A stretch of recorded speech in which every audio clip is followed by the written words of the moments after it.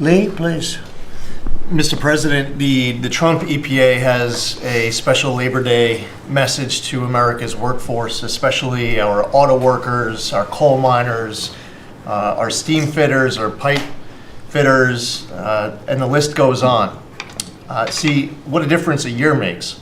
A year ago, the way that the Environmental Protection Agency was operating, the choice was made to protect the environment. We would have to strangulate the economy. That's the way that the EPA operated for years.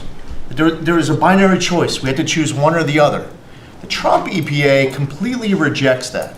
See, we choose to protect the environment and grow the economy. And a very special shout out to Russ Vogt and his team at the Office of Management and Budget. We give him a lot of work. He's happy to do it. Dozens of different deregulatory actions. We just announced a proposed rescission of the 2009 Obama EPA endangerment finding, all of the light, medium, and heavy-duty vehicle regulations that followed. It is the single largest deregulatory action in the history of the United States government. And when you add up the dozens of different actions that we have announced and that we're working through, in one agency in 1 year, we'll do more deregulation than entire federal governments have done across all agencies, across entire presidencies. And what we are accomplishing would not be possible if not for the support of the rest of this team you've assembled around this table. The well-oiled, well-wired machine at the White House, led by Susie Wiles, and the DCOS P, the policy shop, led by Stephen Miller. They have been amazing to work with. I was just in Iowa with Administrator Loeffler, who made an announcement with Secretary Rollins to reverse the deratement on diesel exhaust fluid systems. Mr. President, you said you wanted water flowing faster. Working with the Secretary of Energy, we've done our part to do that, to get gas cans flowing faster, to stop that annoying start-stop feature in vehicles. See, people out there might say, well, why are you focused on all of these little things? If it's little to you, it doesn't mean that it's not a very big deal for millions of other Americans. The charge was clear when you called me in November and you asked me to do this job. Clean air, land, and water for all Americans. Unleash energy dominance. Advance cooperative federalism, permitting reform, make America the AI capital of the world, bring back American auto jobs. What we are accomplishing now, again, wouldn't be possible if not for your leadership. I'm grateful to the American people for electing you and our amazing Vice President. I was just in Mexico City announcing and signing on behalf of the Trump administration an agreement with Mexico for a permanent solution for the Tijuana River sewage crisis, which you have been so outspoken and passionate about in our conversations. It would not be possible if not for Secretary Rubio, Deputy Secretary Landau, U.S. Ambassador to Mexico Johnson. The team at the State Department has been incredible. The work with the NEDC on permitting, to be able to get new pipelines built, to get new factories started. And the list, it's amazing. So, somebody out there might not realize the relationship between the Environmental Protection Agency and the Department of Defense. The amount of work with Secretary Hegseth and the Army Corps, from responding to the LA wildfires, to getting more water flowing in California, which is also something that Secretary Burgum is involved with, to helping the farmers, the ranchers and landowners to revise the waters of the United States definition so they don't have to go hire an attorney or a consultant to tell them whether or not a water on their property is subject to federal regulation. Thank you for putting this entire team together. It's an honor to be at the Trump EPA, where we choose to both protect the environment and grow the economy. It's a very happy Labor Day for America's workforce. And Lee, in Los Angeles, if you could, because of the fires, Lee was there. And as you know, we have very strict federal rules having to do with the rebuilding of those houses. And Lee was able to get the approvals done for everybody immediately. It was so fast, nobody could believe it. And the mayor and the governor still haven't gotten their approvals. And they're going to have riots out there for that reason. These are great homeowners. They want to build a house. They can't get approved because you have the mayor, Bass, who has no idea what she's doing. And you have a governor who is just, is such a bad governor, and the people are unable to build their house. The toughest permit to get was the federal permit by far, and yet he got them all in a short period of time after the fire. How long did it take? Well, Mr. President, you came in, signed an executive order, and told the EPA that we had less than 30 days to complete our hazardous material removal, which the initial response, once all of our heart rates went down a bit, was just to figure out how to get it done. We got it done in just less than 30 days. The Army Corps of Engineers then comes in for the debris removal. The federal government, in clearing over 13,000 properties that were destroyed because of these wildfires. We've got to the point today where property owners all across Los Angeles, they're grateful to the Trump administration. They're happy that we did our part, but they are desperate to rebuild. And there is not a single green light approval that they are waiting for from the Environmental Protection Agency. The EPA and the Army Corps of Engineers proudly have done our work. It's important for those local officials to let these property owners build on their land. It's their property. It doesn't belong to the mayor of Los Angeles. And they need to represent their people better. They're ready to build. When will they have their permits from Los Angeles? Well, here's the problem, Mr. President, is that they have been ready since the moment we were done with the federal part. I mean, I was visiting a week after. Actually, I thought my first trip was going to be to Los Angeles. However, the moment I got confirmed, the vice president said, "You're going to East Palestine right away." So that actually ended up being the first visit because the vice president's so passionate about that from the great state of Ohio. Then we went to Los Angeles from there. We're talking about the beginning of February, where we were meeting with property owners already. They were already all set up. They had the contractors. It was the beginning of February, and they were waiting for green lights from Los Angeles to be able to go onto their property and start rebuilding. Some of the same people who were waiting for a green light ready with the contractors at the beginning of February are still waiting now in the middle of August. Let these Californians rebuild. And we're talking about also taking away some of the properties and building low-income housing on those properties. They're going to have problems like they've never had before. These people don't know what they're doing. So we have all our permit. Everything the federal government has to do was done long ago. They should have been. I went to a town hall with Lee, but we were there, and the mayor was saying it would take 2 years, maybe 3 years to get this approved. I said, no, not 2 years, 2 days. They should have it in 2 days. And I toured the site, and I met 100 homeowners, all standing in front of the site a couple of days after the fire, and they were ready to go right then. They wanted to just build right then. And the city won't let them do it. Los Angeles, I don't think it's that they won't. I think they're incompetent, okay, to be honest with you. I think they just don't know how to go about it.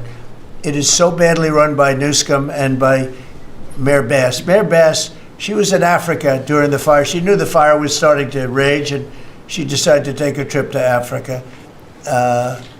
These people they're just bad. You know, you talk about make America great again. They can never make America great again, but we are doing that. Congratulations, you found some interesting things, Tulsi. She's becoming a bigger and bigger star every day. She found a lot of good things. Go ahead. Thank you, sir. As we approach Labor Day weekend here, this is just such a great opportunity really to recognize your leadership as a true champion for working people. And I know we'll hear, as we go around the table here, how your focus singularly on putting the well-being and interests of the American people first is that common thread that we're seeing in your policies being implemented across your administration. For ODNI, number one, our focus is and must always be making sure that our intelligence community is focused on our mission, keeping the American people safe, secure, and free. We're doing great work on this front. I'll point out our National Counterterrorism Center, led by Director Joe Kent, are working across different agencies with Homeland Security, DEA, FBI, and others to catch terrorists, both those who are trying to come into our country, those who may already be in our country. They are finding the worst of the cartel bosses and making sure that they're not able to continue to wreak havoc and terror in our communities. Secondly, Mr. President, you have charged me with the mission of finding the truth and telling the truth to the American people. And We've exposed some of the worst examples of the weaponization of intelligence in the last several weeks. I will continue down that mission and that path wherever it leads. Transparency, telling the truth, is what will drive true accountability for the American people who deserve nothing less. And lastly, Mr. President, all of us are charged with being good stewards of taxpayer dollars. I've gone through a reorganization for ODNI that we've announced in the last week. We've cut nearly half of redundant, unnecessary functions within ODNI, saving taxpayers over $700 million a year. We will continue focusing on our core mission in keeping the American people safe, and appreciate your leadership and your focus on this most critical task. And you've also found many bags of information. I think they call them burn bags. They're supposed to be burned and they didn't get burned, having to do with how corrupt the 2020 election was. And when will that all come out? Mr. President, I will be the first to brief you once we have that information collected. But you're right, we are finding documents literally tucked away in the back of safes and random offices in these bags and in other areas, which again speaks to the intent of those who are trying to hide the truth from the American people and trying to cover up the politicization that was led by people like John Brennan and James Clapper and others that have caused really immeasurable harm to the American people and to our country. Great job. Thank you. We look forward to hearing it. The public looks forward. Thank you very much. Administrator? Thank you, Mr. President. Well, everyone knows there's no stronger advocate for hardworking American families than you, sir. Thank you for the largest tax cut in American history for working families. The average family of four is going to save about $10,000 take-home pay more a year. And what we're seeing is an increase in the child tax credit, the increase in the standard deduction. Hardworking families are going to benefit from this bill, and small businesses. There's no bigger beneficiary than Main Street, because small business makes up 99% of all businesses in this country. I've traveled to nearly half of our states, 24 unique states. I've made 40 state visits. In fact, I was with our great vice president at a small business manufacturer in Georgia last week. I was with a trucking company in Ohio. I was in Michigan at a motorcycle manufacturer. The return of Made in America is going to be driven by small businesses, because 98% of all of our manufacturers in America are small and medium businesses, 600,000 factories that employ 5 million people. And as Secretary McMahon mentioned, this work-based learning that is going on in professional and trade schools is real. I've visited them from Utah to Maine to Georgia and seen this revolution in education happening. So small businesses need skilled labor. Now that you solve for inflation, for the taxes, every Democrat voted for a $4 trillion tax increase on the backs of hardworking Americans. And so you prevented that. And now we've got fair trade. And thanks to Administrator Zeldin, we're seeing deregulation. I mean, this diesel exhaust fluid crushed farmers and construction and other heavy industry. So rolling that back makes a real difference for small business. And your domestic economic agenda is amplified through small businesses, which is why small business optimism is above its 53-year average, finally. And so Main Street appreciates it. What Main Street wants now is a rate cut. They feel burdened by high interest rates. They would grow, hire, and expand more if they could, but the interest rates are really hurting them. And finally, I want to say thank you for your executive order on debanking. We're about to announce a major investigation on debanking. It happened to you and your family. It happened to me. It happened to thousands and thousands of Americans, and unfortunately, disproportionately on those that had conservative values, on Christians, on pro-life, on 2A businesses. And so we're going to be talking to the banks about that. The SBA operates the largest government business loan program in the federal government. We have a network of 5,000 banks, so we're going to be making sure that that never happens to anyone again. Great job. You're doing a great job. Thank you very much. Christy? Well, Mr. President, first of all, thank you for the opportunity to work for you. And You committed when you ran for president to make America safe again. And today the average family and individual that lives in this country is safer than they've been in years because of what you've done. We've got 3 months in a row now with 0 illegal aliens coming into this country. And I want to thank Pete and the Department of Defense for all of their help. They're down at the border with us still, helping us keep that border secure and make sure we know who's coming into this country. You've arrested and brought to justice hundreds of thousands of illegal aliens, but criminals that have perpetuated violence against American people. Sir, you've had 1.6 million people voluntarily go home to their home countries that were here in this country illegally. Because of your strong message and you enforcing the law, they decided to go home on their own so that they could come back the right way someday and be American citizens. But what I think is one of the most remarkable statistics is that under Joe Biden's administration, 88% of new jobs went to foreign-born individuals. Under your administration, 2.5 Americans have jobs today that they didn't under the previous administration. And they have those jobs because you created opportunities. You made this country safe. You opened up the economy. You enforced the law. Now people can get up and provide for their families and go to work every day and be confident in that. And the last thing I would say is that it's incredibly important to know that every one of those illegal aliens that has gone home, they were costing us about $8,700 to $9,000 a piece in what they were taking out of our social programs, out of Social Security. You've saved this country billions of dollars, about $15 billion, just in what those illegal aliens were costing us in social programs. I've cut over 450 different contracts at the Department of Homeland Security. We're getting rid of corrupt ones that were not efficient for taxpayers, weren't focused on our mission of keeping us safe. And we've also renegotiated and brought in our biggest vendors and said you have to do better.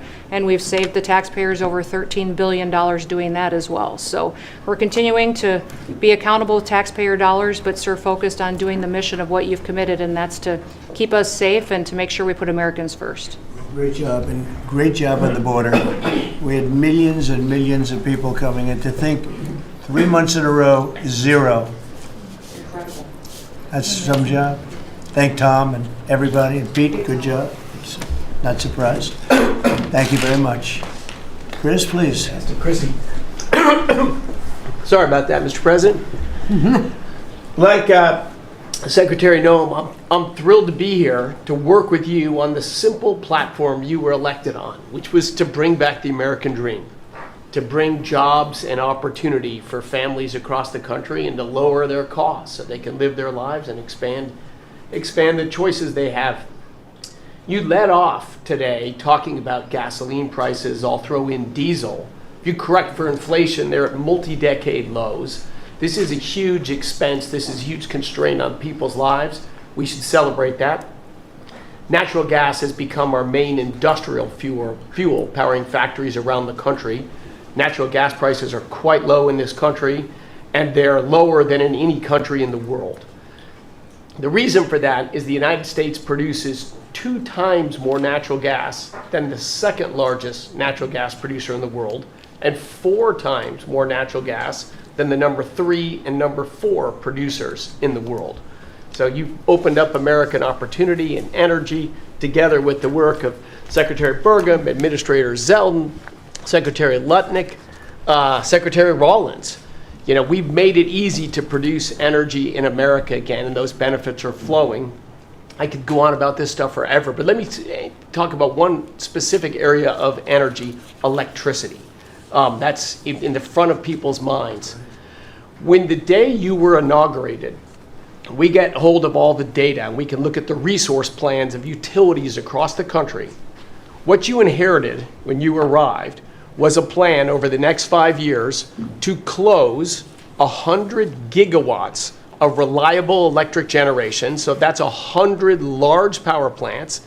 Now that was offset with the plan to build 22 gigawatts of reliable electricity generation. Their plan was to close more than 4 times as much electricity generating capacity as they were going to build in that 5-year period. how do we lead the world in artificial intelligence if we're shrinking our supply of reliable electricity? How do we reshore steel and aluminum and automobiles and semiconductors and all those jobs Americans want back in our country when we're degrading and shrinking our energy system? We were going to hand that leadership to China in artificial intelligence, not just to our economic loss, but to our huge national security loss. Your team around this table, and almost everyone around this table is involved in it, is just to completely pivot dramatically. We're stopping the closure of all these plants way before their retirement date. Some plants get to their end of life. That's a small percent of the planned closures. Most of those were just political nonsense at the cost to American taxpayers. So we have rapid new construction of power plants under in the United States. We're doing everything we can with suppliers who build the equipment for these power plants. They've got to build their factories bigger to build power plants in America. People thought those days were past. We weren't going to build big things in America anymore. We're just going to keep sending it over to Asia and overseas and just buy other people's stuff. Totally nuts economically, totally nuts for national security, and of course crushing for working Americans, particularly Americans that work with their hands. But we are seeing a revitalization of those people, of that optimism. You showed that picture of that plant being built in Arkansas, dozens of those under construction, just in artificial intelligence. But the reshoring of steel, of aluminum, of plastics, of fertilizer, semiconductors. Like this, America's the land of opportunity. How did we get to become this awesome nation? Because we believed in the American dream and we leaned in on it. But the wealthy in our country and the coastal elites that live away from where stuff's actually made, they just lost their way, and politicians just let them have it. Your tireless campaign and your relentless messaging made people realize the American dream isn't dead. It's just been smothered, and we're unsmothering it and setting it loose. God bless your efforts. God bless your assembly of this team around this table. We're bringing the American dream back. Thank you, Chris. Very much. Great job you're doing. Appreciate it. Lori, please. Mr. President, everybody here who spoke works at the Department of Labor, clearly, which I love. They have all the correct talking points, but I think that's a testament again that we are all working together every single day. We talk to each other often, and the workforce, the skilled workforce, the education factor, retirees, it's been so important because they all touch the Department of Labor, and I have the opportunity to work with every single one. If you all haven't stopped by the Department of Labor, Mr. President, I invite you to see your big, beautiful face on a banner in front of the Department of Labor, because you are really the transformational president of the American worker, along with the American flag and President Roosevelt, because we're bringing business and labor together. And I was so honored to unveil that yesterday, and everybody is taking note of that. You also mentioned crime, and I think it's been important for my colleagues to recognize that now American workers can return to work and feel safe. That business owners aren't shutting down their businesses because they're afraid they can't protect their workers, and now it's open for business again, and it's starting right here in our nation's capital.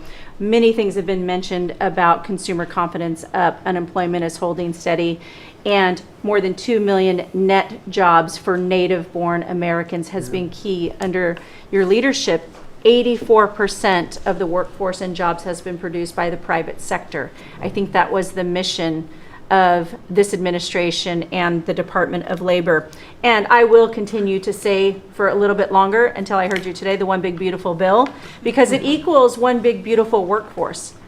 And Congress passed this legislation. It probably will be the single most important bill that they did sign, because it is protecting our American workforce by expanding Pell Grants and childcare and reduction in taxes, that they can keep more of their hard-earned dollars. I am at the Department of Labor announcing $30 million in grants for our skilled workforce, that I have an MOU with Secretary McMahon. I have an MOU with Administrator Loeffler. That's important to share the data points on how important this is. In June, we awarded nearly $84 million in grants for the capacity of what? Registered apprenticeships, an executive order to have 1 million active apprentices across this nation, where we've already registered 185,000 since in the last few months. One of the other things that we have done is the Biden administration's guidance on cryptocurrency. And thanks to you and your leadership on that, we've rolled that back. And of course, we're going to see the 401k, the investors in our alternative assets. That's been key through the Department of Labor to work through.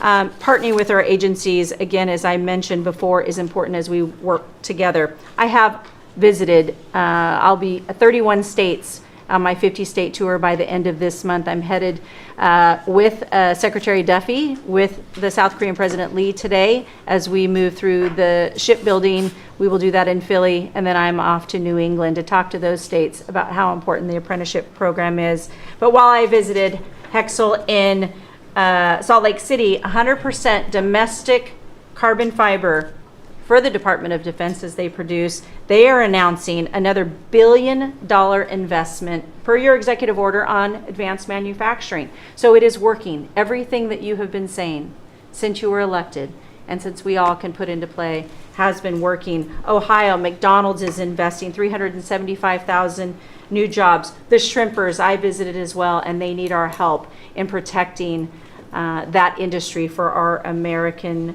fishermen and shrimpers. In Minnesota, I toured Cambria. When we're talking about quartz countertops, all made in America. And again, in Oregon, where we are expecting a crackdown. Thank you for what you are doing with your agents on ICE, and thank you for the prosecution that I hope you will come to Portland, Oregon and crack down. But while there are still good people, I was able to visit Buckeye Pacific, really a trading floor for the timber industry. So we still want to focus on great, hardworking American businesses. Mr. President, I couldn't be more excited to ring in Labor Day in Erie, Pennsylvania for the Labor Day Parade. I will be there to welcome it. It is an honor to serve this country. It is an honor to serve under your administration as the Labor Secretary, and we will kick off, and Republicans will own Labor Day again, not Democrats. We will own it because we are, and you are the president of the American worker. So thank you for everything that you've done. Thank you very much, Lori. Absolutely. You're doing a fantastic job, and I will tell you that Lori was recommended by the Teamsters. And I said, that doesn't really work, does it? And it turned out to be one of our best choices. So I just want to thank you and Sean, who, as you know, recommended you very strongly. You really turned out to be a gem. Thank you. I was able to talk to the president on the phone the other day. He called and we visited, and he said, but I know that you were, a little bit middle of the road and not so sure. I said, Mr. President, I have been a Republican. He's like, what? Wait, what? Now I like you even more. I said, You're doing a great I job. appreciate it. Thank you, Lori. Thank you. Thank you. Pam? President, I'm working with everyone around this table almost daily on legal issues that we're winning on. But today, because it's Labor Day, President Trump, if I could focus on public safety. Not only domestic, but from our foreign adversaries. And Secretary McMahon, I know you know, kids are out of school this weekend. It's Labor Day. And Secretary Duffy, you know, our highways are going to be packed with travelers coming to not only our nation's capital, but all over this country. We're also going to have boaters, Secretary Duffy, right, on our waterways.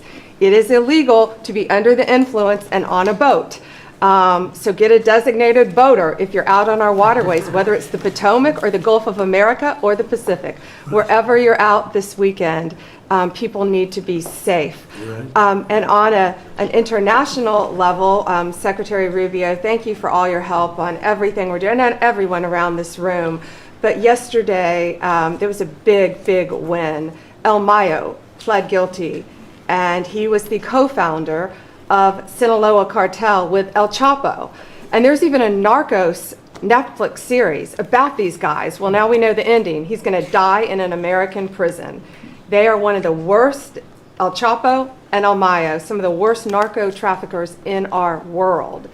And he will spend life in prison now. And that's so important because those guys and others throughout this country, throughout this world, have brought into our country drugs, cocaine, heroin, fentanyl, methamphetamines that's killing our kids. And we have to stop that. And that's what you've been doing, not only in DC, but around the country at your leadership. And over the weekend, parents need to know, with kids out of school, with people out on our highways and on our waters, do not take a pill from anyone you know, don't know, Do not buy anything on the street. It could be laced with something toxic. We've seen so many fentanyl overdoses. And when you were here in DC, we showed you pictures of some of the drugs that had been seized right here in DC. President, they were packaged for children. Packaged for children. And people are dying from these around our country. So thank you, President Trump, for your leadership and for letting Americans know that it's now a safe place to go. But parents also have to know, college kids have to know, to be vigilant and not take this trash. Because you could be thinking you're taking a Xanax, an Adderall, anything, and it could be laced with something very lethal. It's a great message. Thank you, President Great Trump. message, Thank and you, you've been fantastic this last 12 days in DC. The job you and your whole group has done is, All of us. everyone's talking about it all over the world. I hate to have to talk about that, but we have to. It's becoming a very safe place again, and the work, I've seen how hard you worked the last, well, from the beginning in all fairness, but this focus on DC is so important for the country, so great job, and to everybody, great And job. President, it's a team around. We're all working hand in hand, side by side, all of our agencies together to make America safe and DC safe. And Iris, congratulations on your baby, and I'm so glad that you're safe now. Thank you, Pam, very much.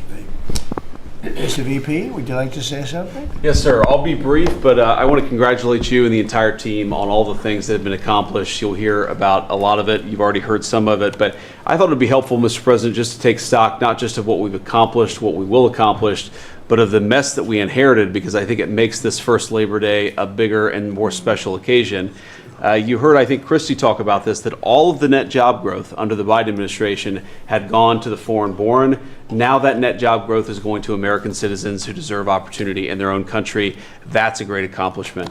You'll hear, I'm sure, Scott talk about the success with tariffs. People forget that we inherited the largest peacetime deficit in the history of the United States of America. And now, because the president is not letting foreign countries take advantage of us, we're collecting hundreds of billions of dollars, trillions of dollars over 10 years in tariffs from countries and companies that were formerly taking advantage of the American people. You heard Pam talk about the public safety and the success that we've had there. I happen to believe that maybe the most sacred thing that we can deliver to American workers is the ability to live safely and comfortably in their own neighborhoods. Public safety is not just something that should belong to the wealthy. It should belong to every working man and woman in the United States of America. And because of the work of this administration, that is happening. And of course, Mr. President, you yourself talked about the inflation mess that we inherited under the Biden administration. Maybe the most striking and even shocking statistic of the Biden administration is that housing costs had gone up by 100% over the 4 years of the Biden administration, literally doubled, making the American dream of homeownership unaffordable. We've made great strides and great progress already. But to the American people who are listening, there's a lot more to do. We're going to keep on working hard at it, but it's an honor to do this job under the president's leadership and with this very great team that you've assembled. So we've done a lot, but there's a lot more work to do, and we're very cognizant of it. Thank you, sir. Great job, thank you, J.D. Scott? Sir, as we've said very often, economic security is national security, and our country has never been so secure thanks to you. You have brought us back from the edge. You have the overwhelming mandate from the American people. You're restoring confidence in government, a topic that is on the front of everyone's mind, the Federal Reserve. The Federal Reserve's independence comes from a political arrangement between itself and the American public. Having the public's trust is the only thing that gives it credibility, and you, sir, are restoring trust to government. You are weeding out the waste, fraud, and abuse, and the old ways of doing things are not good enough. We are seeing a blue-collar boom. In the first 7 months of your administration, real blue-collar wages have taken off. And the only other time that they've done this in the past 70 years was in your previous term. Your efforts on tax, trade, and deregulation have boosted paychecks for American workers while slowing the pace of inflation and lowering the cost of energy. Inflation has plummeted to just 1.9% since you took office, and the economy rebounded with real GDP surging 3% last quarter. The blue-collar boom coincides with a CapEx comeback. In anticipation of your one big beautiful bill becoming law, CapEx increased by American businesses by nearly 14% in the first half of this year. And as you and I talk about frequently, and as that chart or that photo attests, we are going to see, I believe, a bigger CapEx boom from here. This is just the beginning, just the beginning. You have saved this country by making it the best place in the world to do business again. Treasury is helping to implement these new provisions, as well as no tax on tips, no tax on overtime, and no tax on Social Security. This weekend, I will be meeting with workers from local restaurants to discuss the positive impacts of the pro-labor reforms on no tax on tips. And I have to tell you, thanks to you, when I go into a restaurant or stop by a hotel doorman, I am the most popular person there. And since my first job at age 9 was as a busboy getting tips, I am going to spend Labor Day going from restaurant to restaurant talking to workers who receive substantial amount of tip income. So I'll hear directly from them how your one big beautiful bill is increasing their take-home pay and making a big difference. Now, we can also talk, that is domestic. On the international front, you have leveled the international trading system whereby countries took advantage of us, and that's over. It's over. The Treasury Department is taking in record tariff revenues that I had been saying was running at a rate of $300 billion a year. You chastised me for saying that it's not, that number is too low. And as usual, you're right, that we had a substantial jump from July to August. And I think we're going to see a bigger jump from August to September. So I think we could be on our way well over $500 billion, maybe towards the $1 trillion number. This administration, your administration, has made a meaningful dent in the budget deficit. The average budget deficit during this term is 26% less than the last 12 months under Biden. And even the CBO, and we don't agree with CBO on everything, as you said, last Friday, on a summer Friday, had to admit that they believe over the next 10 years, the budget deficit will be $4 trillion lower than they had previously scored. $4 trillion, $3.3 trillion of tariff income, $700 billion of lower interest cost, and I would expect that number could go up from here. So, Mr. President, your return to the White House marked the return of the American worker. Thank you for reclaiming Labor Day for the American people. You're growing the economy for everyone, especially the middle and lower income households who suffered disproportionately under the last administration, and it's an honor to do this under your leadership. Great job. You're doing great. Thank you very much, Scott. Brooke? Sir, I dropped my second son off at college last week. And I wasn't planning to say this, but just listening to everybody, I wanted to put a little bit of a personal touch on this work. He has started his freshman year yesterday at Texas A&M, for all my SEC friends in the room. Thank you for saving college football, by the way. We're all very grateful. The country just feels different. It just feels different. There's such a optimism and a love. There's a faith movement going through, especially with our younger Americans. And for those of us with kids in college, I know we feel it. And I experienced it firsthand last week, moving him and my other older son in as well. As we move toward Labor Day, you have made a lot of dreams come true for a lot of people, but one of my longtime dreams was for the right to recapture Labor Day. And I've been talking about this for almost 20 years and writing about it, that why are we ceding the day that we are celebrating the American worker to the Democrats? Because this is our day. Perhaps of any day of the entire year, this is our day. America was founded and fought for by fishermen and farmers and workmen and et cetera. The Genesis, the first book of the Bible, talks about the righteousness of work and the art of creation. And so to be part of this effort to represent the farmers, the ranchers, the agriculture industry at this moment in time, which I do believe we're in a revolution. 1776 was the first one, 1863 or so with Abraham Lincoln was the second. This is the third with Donald Trump leading the way. And we are saving America. And the idea that we are putting the worker, the very central component of the American dream, at the center of it is the reason that it is so. So at USDA, it continues to be my greatest honor to fight for the original American worker, whom I think the farmer is and what they represent. And as we are building new systems and new structures, as we have this year going to have the best harvest on record for our row croppers and others, what this team has done and is doing to open up those markets to ensure that these farmers can continue to return prosperity to rural America. I'll finish with this. This morning, we had a working group with 6 of our cabinet members. Bobby Kennedy representing healthcare, Linda McMahon education, Lee Zeldin deregulation, Kelly Loeffler small business, Lori Chavez Rimmer labor, and Scotty Turner housing. And how you leading the way in your vision, how that will return the golden age to rural America, to the very fabric of our country.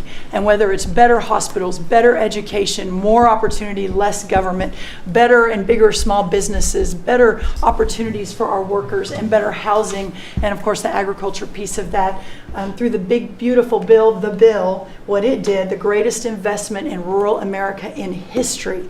And now the opportunity to effectuate that is again a game changer, a country saver, and what a joy to be able to do it under your leadership. So thank you, sir. Thank you. Beautifully stated. Thank you very much. Scott? Yes, sir. Thank you, Mr. President. I'm so grateful to be here to celebrate Labor Day with the greatest team in America. And it is football season, so I'm happy about that. But Mr. President, I want to say thank you for, as Brooke said, reclaiming Labor Day. And you've been a tremendous champion for the American worker. I come from a hard-working family, as many people around this table do. And so thank you for helping us to change the conversation. And I believe we are changing the conversation around the kitchen table. And as everybody knows, you know, my job is to steward HUD. And we have at HUD been very intentional about changing the conversation about the dignity of work and the dignity and the honor of family formation through work, and how the younger generation, when they see their parents work, how they're incentivized to work.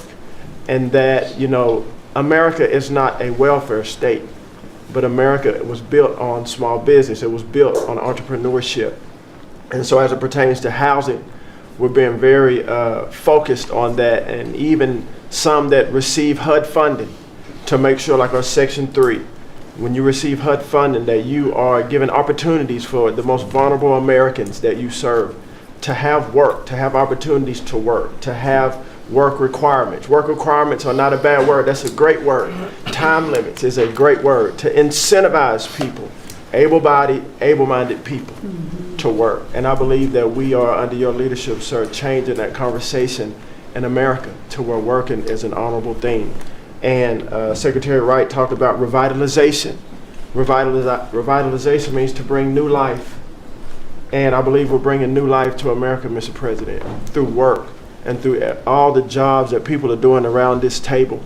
And with the One Big Beautiful Bill, the most extensive tax break in American history, opportunity zones are now made permanent. And you know how passionate I am, and you are too, sir, about opportunity zones. And so this will allow us to continue to build affordable housing around our country. And Mr. Vice President, I'm coming your way.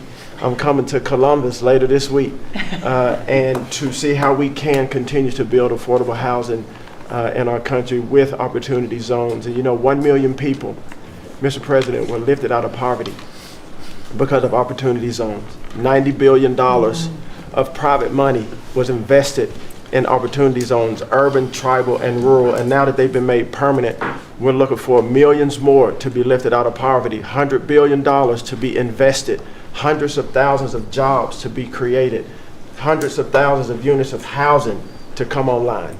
And so, sir, I sit here very excited about the future of this country. I'm very proud to be at this table, humbled to do so.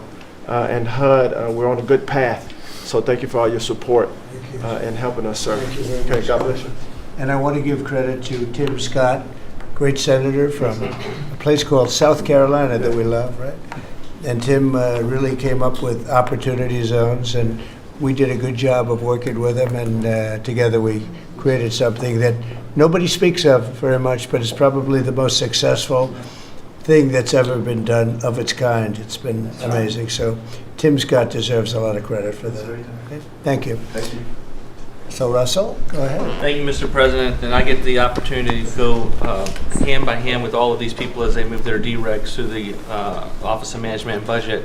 And I wanted to zoom out for a second. In the first term, you gave us a goal of 2 for 1. And then we outperformed it through your leadership. We came in at around 5.5, 6 for 1. And then as you're running for your second term, you put out a goal that when you put it out, I was thinking to myself, that's going to be a pretty ambitious goal. You said 10 for 1. Well, where we are right now, in just 1 month, in 1 year, basically 8 months, we are at 245 deregulatory initiatives planned by these agencies. That comes out to 30 for 1.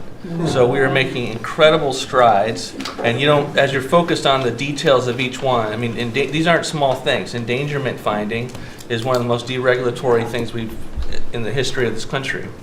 NEPA reform, incredibly deregulatory. WOTUS just came in, which is Waters of the United States. So every single one of these agencies is doing incredible work when it comes to deregulatory, and we add that to the work being done to get us going on energy, reduce spending. We're going to lower costs for the American people. We're going to be able to have innovative jobs and get them back to work. So thank you for your leadership, Mr. President. Thank you. Great job, Russell. Appreciate it. John, central casting, I call it. Central. Well, Mr. President, I'm grateful to be with everyone today as we're talking about jobs and workforce. At CIA, consistent with your directives to all of us, we've embraced your mantra for a leaner, more effective, more efficient workforce.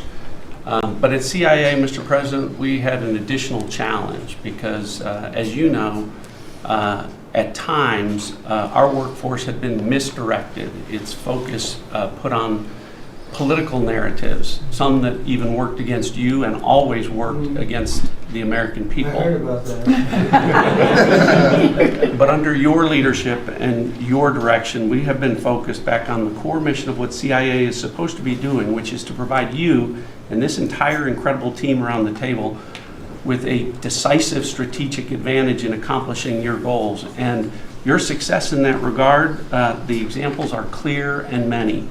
With regard to Iran, everyone knows that our DoD partners executed that mission flawlessly. But flawless military operations are subject to flawless intelligence. And as you know, Mr. President, CIA was the backbone in terms of its intelligence operations in providing that flawless execution that allowed you and your team to obliterate Iranian nuclear facilities and set back a nuclear program by years. Likewise, with regard to your ability to prevent and to preempt wars between India and Pakistan, between Armenia and Azerbaijan, between Rwanda and the Democratic Republic of Congo, in all those cases, CIA intelligence supported you and your entire team in making that possible. It's not just you, it's folks around this table, Secretary Bessent, Secretary Luckman, Trade Representative Greer, and their great successful negotiations on trade and tariffs. Again, it was a CIA workforce working to enable them to accomplish your goals. So as we roll into Labor Day, I tell you that the CIA workforce at the Trump CIA is grateful to be focused on what it's supposed to be, which is helping you prevent and end wars and to make America safer. Good. Thank you very much. You've been really fantastic, but I'm not surprised. I've known John a long time. I'm not surprised at all. Thank you very much. Steve, please. Mr. President, working for this government, for you, is the greatest honor of my life. I tell it to everybody, and I really do feel that way, and I thank you, because it's a privilege to go out there and represent you in your humanitarian effort, in your goals of solving conflicts all over the world.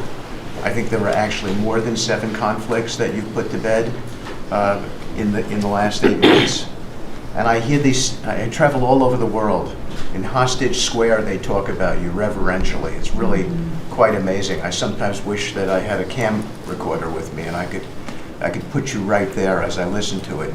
I was in Gaza, the first American diplomat, on your behalf, and as we delivered food and aid pursuant to your new aid initiative, pushed forth by your great Secretary of State, Marco Rubio, who it is a privilege for me to work alongside. The people were applauding you. The signs were up. I mean, these are people who I just don't think you get the proper credit for it all.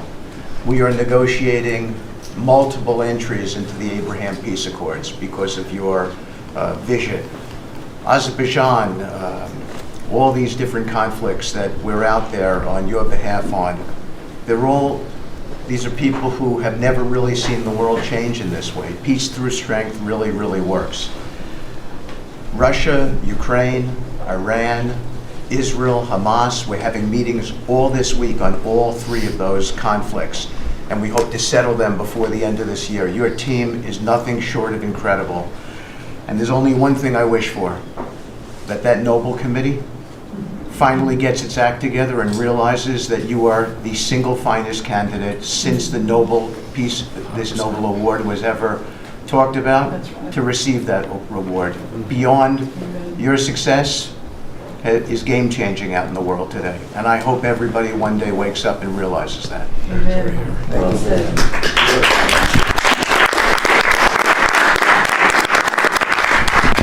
Thank you, Steve. Jameson, please. Mr. President, I like to think of Labor Day as the Trump trade policy day because everyone around this table and everyone listening knows that one of the major reasons why American workers and organized labor voted for you is because of your trade policy and the policy you've had and advocated for 40 years or more. You have reset global trade policy in the past few months, and it shows that's been working for American workers. When you look at President Biden, in the last quarter of 2024, median weekly earnings fell 2.1%. In the first quarter of your term, they went up 3.3%. And that's why we're doing the trade policy we're doing. It's to help the workers of the United States of America. And they're the best in the world, but they can't do it without a level playing field. And you have flipped the script. For many years, the other countries had high tariffs and high non-tariff barriers, while we were open to all of their labor and services and goods and capital. You flipped it. Now we have the tariffs, and they have lowered theirs and the non-tariff barriers. And we couldn't have done it without you and the leverage you've created. So between the tariffs and the deals, the hot streak continues for the workers of America. So thank you. Thank you very much. Really good job, by the way.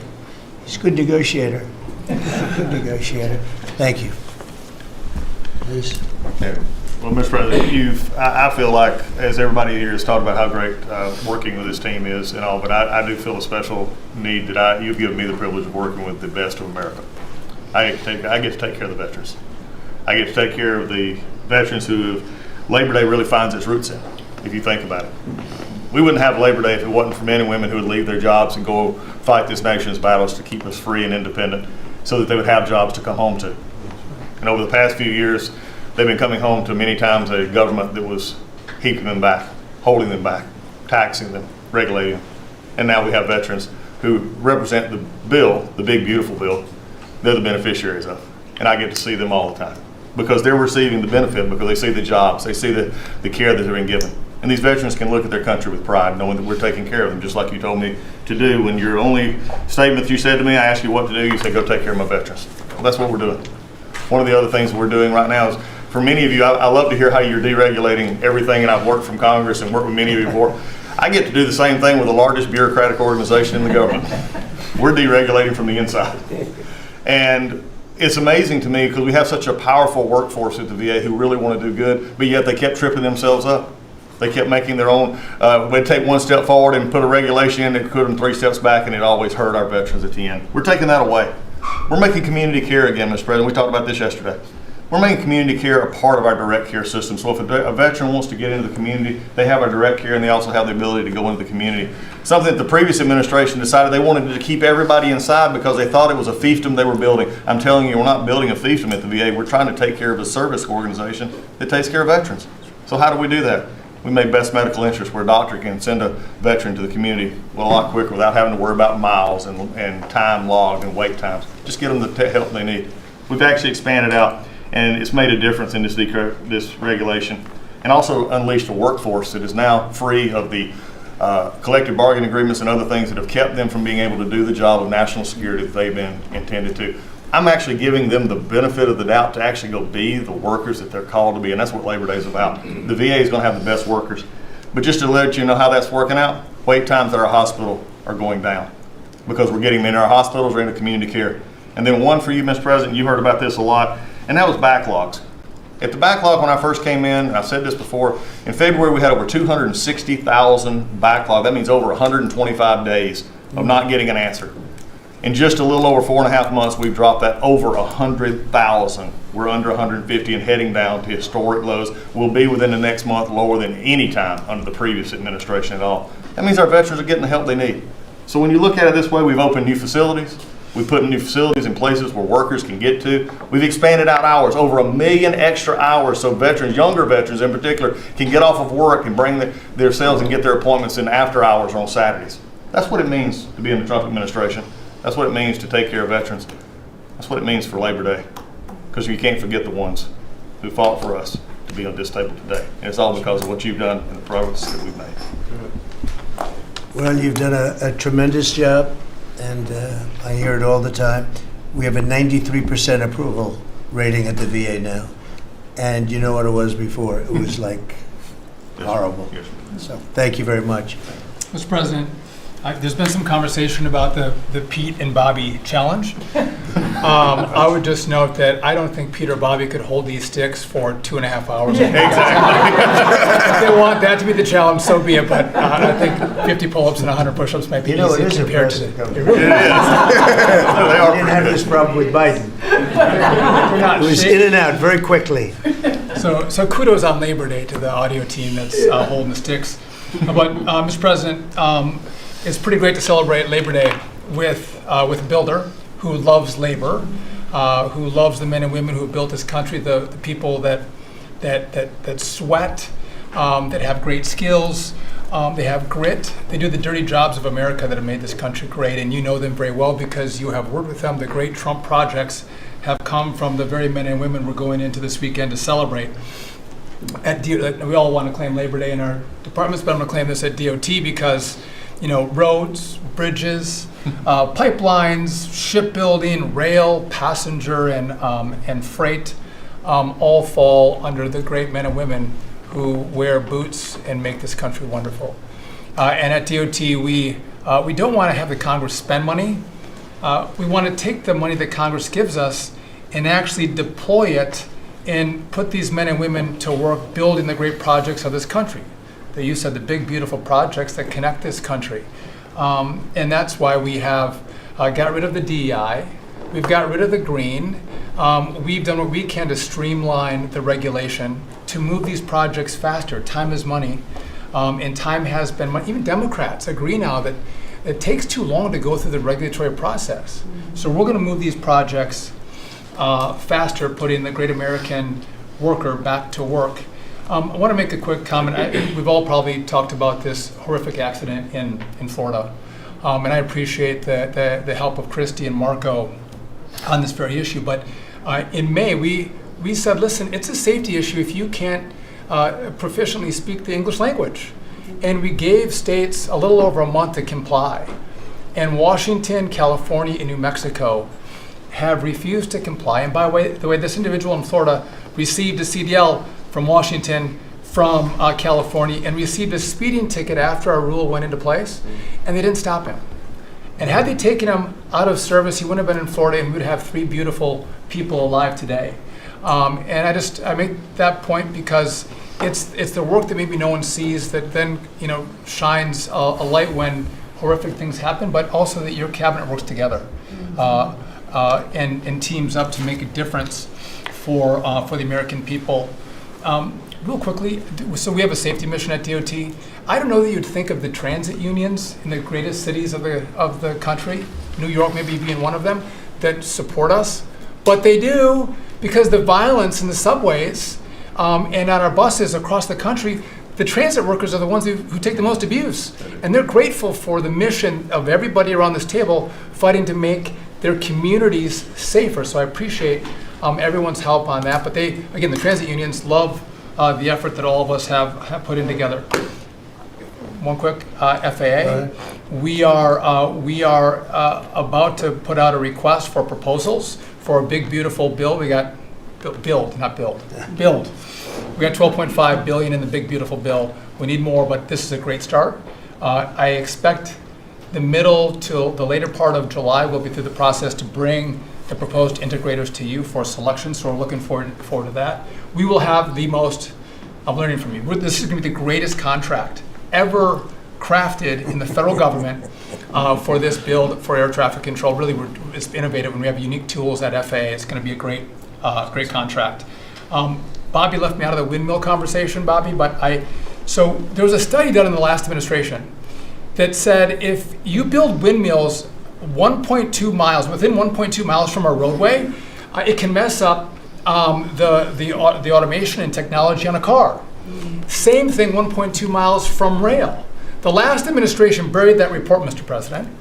And so now what we've said is, what we're going to do is say, listen, I'm sorry, it is a safety risk to build windmills this close to roads. By the way, they want to build them by roads and by rail. We're going to say no more. It is a safety risk, and we have a report to show that. And just real quick. It's a good idea.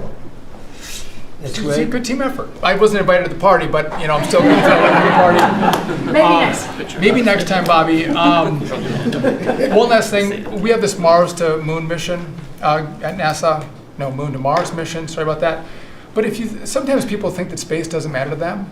But if you look at every rocket that's launched, the machinists, the truck drivers, the electricians, the welders that build these rockets, in the industry that has developed over the course of the last 10 years in space, it's truly remarkable. It's not just rich guys setting up rockets in partnership with NASA. There's a whole industry of working men and women who we celebrate this weekend that build, refurbish, design the rockets that are making America the leader in space. So thank you for your leadership, and happy to celebrate this weekend with you, Mr. President. Really great. And he is doing a good job at NASA too, and we are, I think we'll have some pretty exciting announcements. Yes, we do. And you enjoy it. It's been fun. I said, how about temporary? He said, well, can I go a little bit longer? He loves it. He loves it, and he's doing a really good job. Thank you very much. Appreciate it. Howard, please.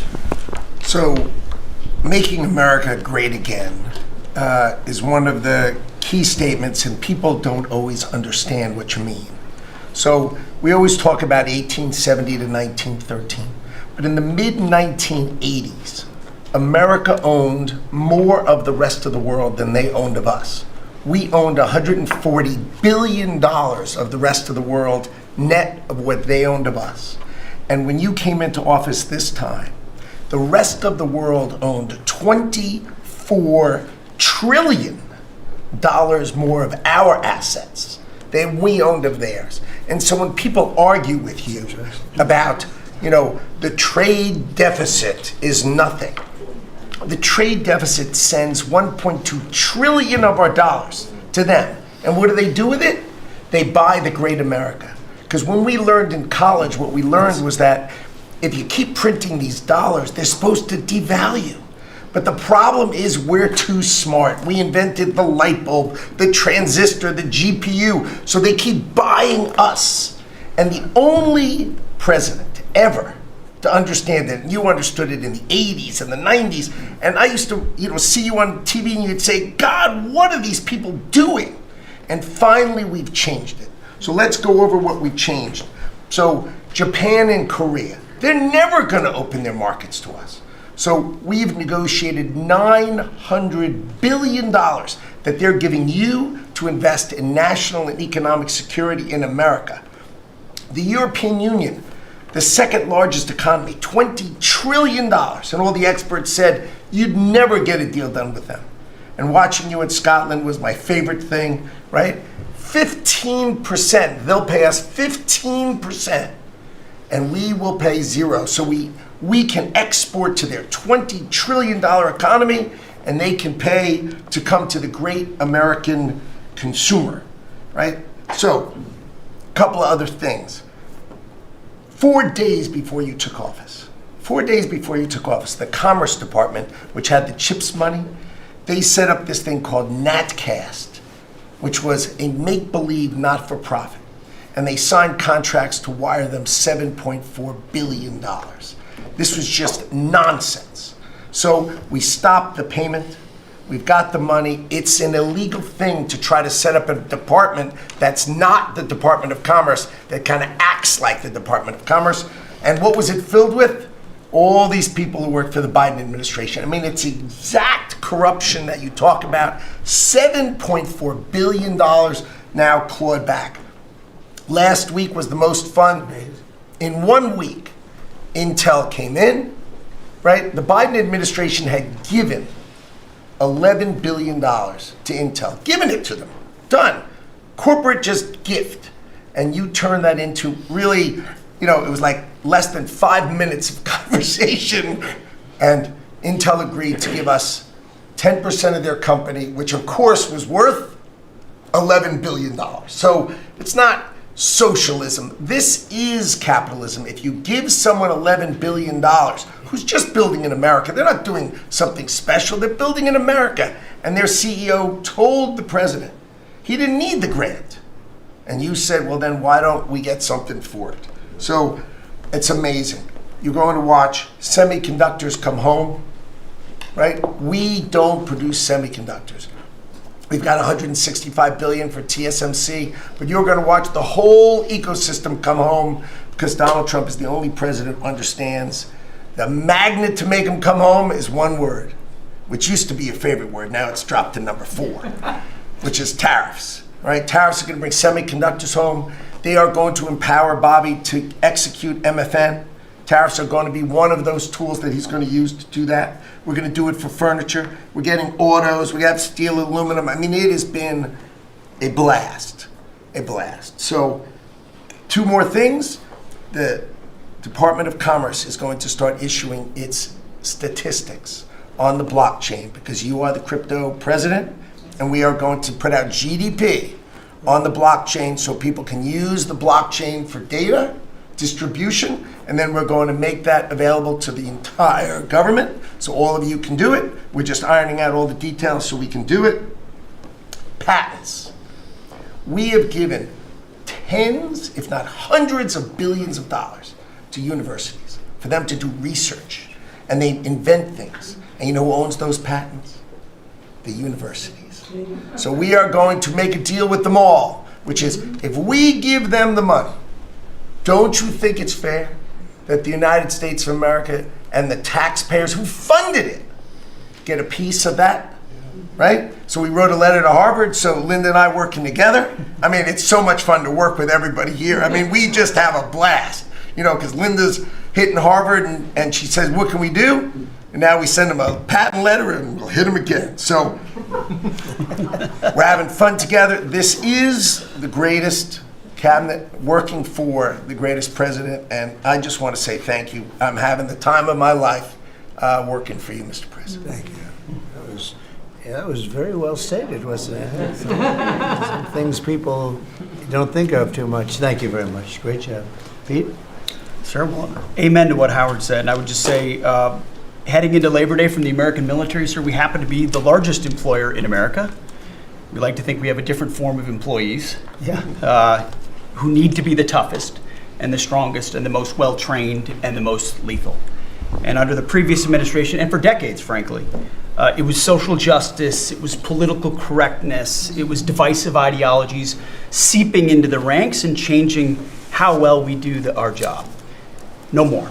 Now it is only merit-based, gender-neutral, colorblind. The best of the best from the top to the bottom. That's our expectation. And sir, you've enabled that. So from the troops directly, which they ask me to say all the time, thank you for your leadership, for your boldness, for your clarity, for common sense, for providing a shield for the rest of us to put America first, and to apply peace through strength. We're in the strength business. That's our job, is to stand behind everybody here and alongside John in everything they do to keep the country safe. And the world is noticing. And I wish everybody could. There were 2 meetings yesterday that I think tell the story.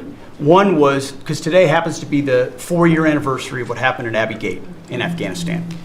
Mr. President, you had the families in, who you've met with multiple times, who, when the cameras were on and not on, acknowledged, sir, you were the only one that gave them a proper greeting, that recognized what they gave their sons and daughters in the debacle that was the withdrawal in Afghanistan, that we will bring accountability for at the Defense Department through our investigation. That's good. But at the same time, the world sadly took notice. Whether it was Israel, whether it was Ukraine, those wars never would have started if you were president. Instead, they looked at the foolishness of Joe Biden.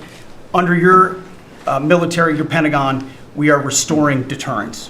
Whether it's Midnight Hammer and those beautiful B-2s, 37 hours straight, whether it's counter-drug operations in our own hemisphere, whether it's the border, working with Christie and the national security team, whether it's LA, whether it's Washington, D.C., you name it, whether it's Europe. Our allies paying 5%, now our allies in the Indo-Pacific stepping up to do the same. That's a recognition that American leadership is here. And then in the second meeting, we were talking about what we're doing in D.C., and Pam's taking the lead. I have to say, just pause for a second. When I look around this table, yes, there's a national security team of Steve Witkoff and John and Scott and Howard and the vice president and Susie and Christy and Tulsi, but to every person here, we work together on a daily basis. And if you call me and I call you, if the answer is yes, how do we do it together? I think that's exceptional. It's what the American people deserve, and you've demanded that, sir. So I very much appreciate it. In that meeting on DC, I started my sentence by saying, the Department of Defense. To which you said, that just doesn't sound right. So maybe next time we're here, my card will read Department of War. We'll see. But it's not, here's the thing, here's what people miss. It's not just about words. It's about the warrior ethos. It's about what the department is supposed to do. George Washington started the Department of War because he wanted us to win our wars. Our founders didn't want endless foreign entanglements. They didn't want endless contingencies and deployments. They wanted an empowered military that was, the handcuffs were taken off to fight to win and then bring those troops home. So my platoon in Guantanamo Bay, our motto was, those who long for peace must declare for war, must prepare for war. We don't want war, we don't seek it. You are the peace president, sir. Because we are strong, our enemies know what we will do. And so whether it's Secretary of War or Secretary of Defense, that warrior ethos is changing. We're going back to basics. Our drill instructors can be drill instructors again, sir. So from the minute of the tactical of standards to the strategic of B-2 bombers, we're focused on what matters. Had a meeting yesterday on Golden Dome for America, which is on track to deliver strategically for the American people. Munitions and the Deputy Secretary making sure our stockpiles are overflowing. That's our job. I'm an honor to be a part of it, sir. Thank you for your leadership. That's great. I think I like Department of War better, but we'll make that decision, right? But you've been great. Thank you very much, sir. So Marco, go ahead. Well, Mr. President, first of all, everyone's made this comment already and needs to be echoed again. You were elected as the President of Working Americans, and that's why this Labor Day is so meaningful. For me personally, this is the most meaningful Labor Day of my life as someone with 4 jobs. And so, it's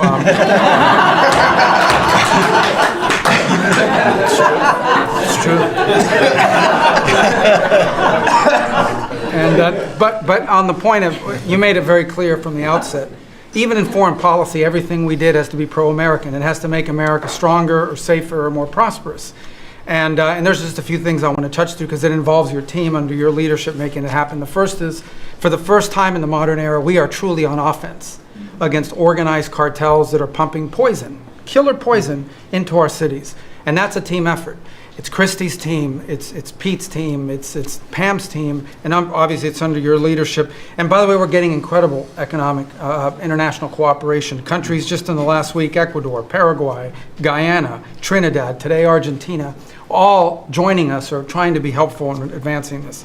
And this just, one thing is we're going to stop drugs from coming in and we're having record seizures, but another thing is to build an international coalition against the scourge on the international stage.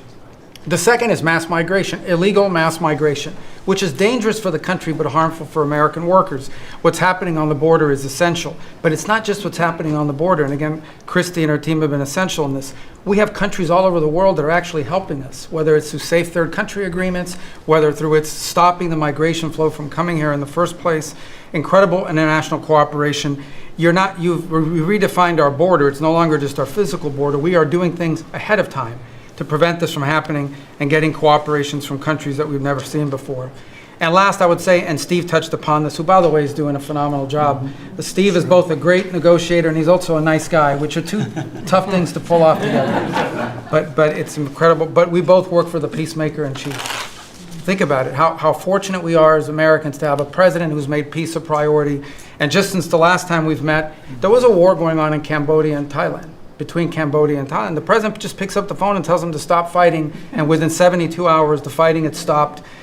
You know, there's no other leader in the world that could have done it. And the fact that you were willing to spend time to do that and to make it happen is, of course, essential. And then the war that didn't happen because of Azerbaijan and Armenia coming here to sign that peace deal, which is historic in so many countries. You know, many countries said, "Oh, that's never going to happen. It isn't possible." And it occurred, Mr. President, because of your leadership. And then on a point of personal privilege, I wasn't even going to raise it. I haven't even talked to you about this. It's a little controversial, but I think I need to bring it up at this time of year. This thing about people getting married on Saturdays during college football season is a scourge, Mr. President. It's dividing families. And I don't know if we can have an executive order on this, just saying, but it's really difficult. There's 7 other months of the year that people could get married, so I just wanted to say that because it's very, very difficult. Thank you. Fantastic. Thank you very much.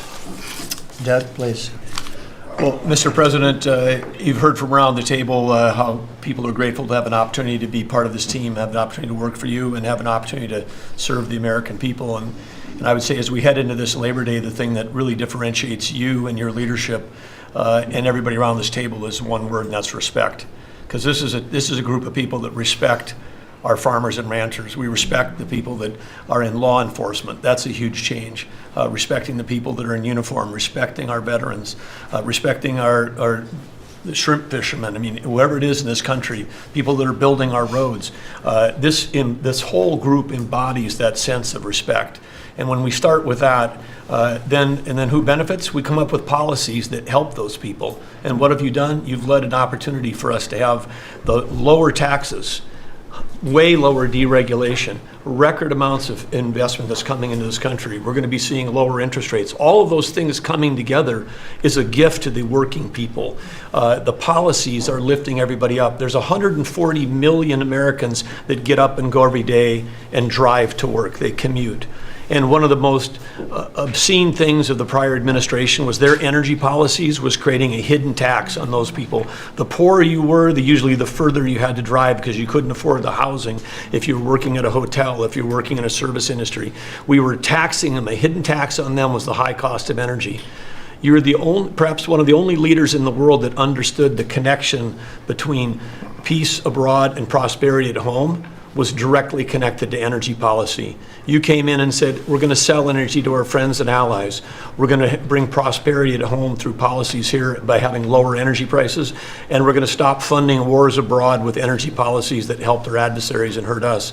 You said we're going to sell energy to our friends and allies. And with the work that Jameson and Howard and Scott and everyone has done on these trade deals, we're going to have an opportunity to have a renaissance in American energy, selling energy to the world, which is going to help bring peace abroad. But the real key thing in closing I want to say is two things.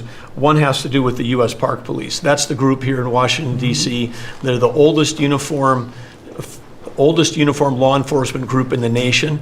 You coming out and visiting with them in person before they went out on the surge.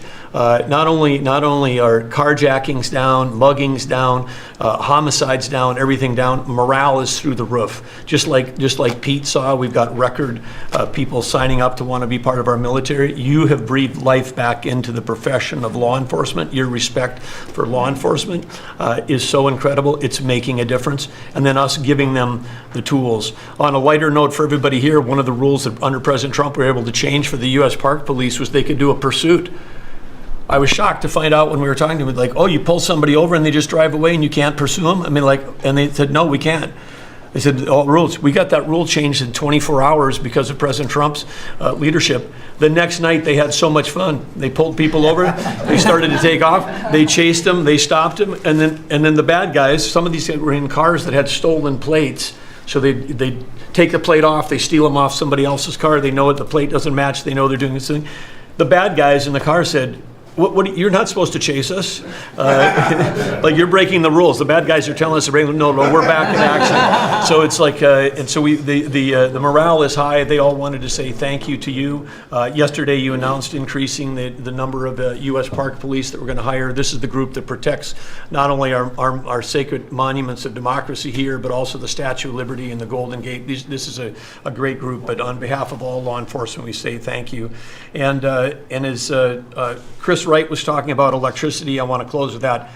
We've solved amazing things in 7 months, but the big challenge we have against the remaining is, solving Iran's nuclear thing, that was an existential threat. China beating us in the AI arms race, that's an existential threat. We finally have a president who talks about it. You talked about it in your opening remarks. You've signed executive orders. You understand that essentially we used to say hundreds of years ago, people started saying that knowledge is power. But now, for the first time in history, we can take electricity and we can convert it into intelligence. So it's flipped. It's no longer knowledge is power. Power is also knowledge. And while we're ahead on the technology, we're way behind China on the amount of electricity they're bringing online. And your strong position to support affordable, reliable energy using our nation's resources, including those across the Department of Interior, bringing back coal mining, bringing back mining, bringing back timber. All the industries that have been killed in this country are coming back to life because of you. And with your leadership, we have a chance to not only win the AI arms race, but actually dominate it the way we're dominating in other things. So thank you, Mr. President. Thank you very much. And we're leading that race right now by a lot. And we're going to keep the electricity coming. You know, in China, they do it very quickly. They have one person that says, do it, and that's it. But essentially, we have one person that says, do it. And we've given that order, and the job they've done has been amazing. And I want to thank again, Lee, what you're doing in that regard is so important. And the rapidity, just as fast as them, because it's a question of a week versus a day, and that's not going to make the difference. But you've done fantastically, and Doug and Chris, amazing job. So we've done this for a little while now. I don't think you've ever seen anything like it, and I think Sean was right. These guys that are holding this up, if you ever try holding your hand out for 2 hours, that's a long time. These are pretty strong characters. You've been doing that a long time, I guess. Congratulations. Are you getting tired? Are you getting tired? I'm looking at these guys. They look like they have no problem. It's amazing, actually. I think they would have beaten you guys in the test. So I want to thank you. If you want, it's been a long time. If you want, if you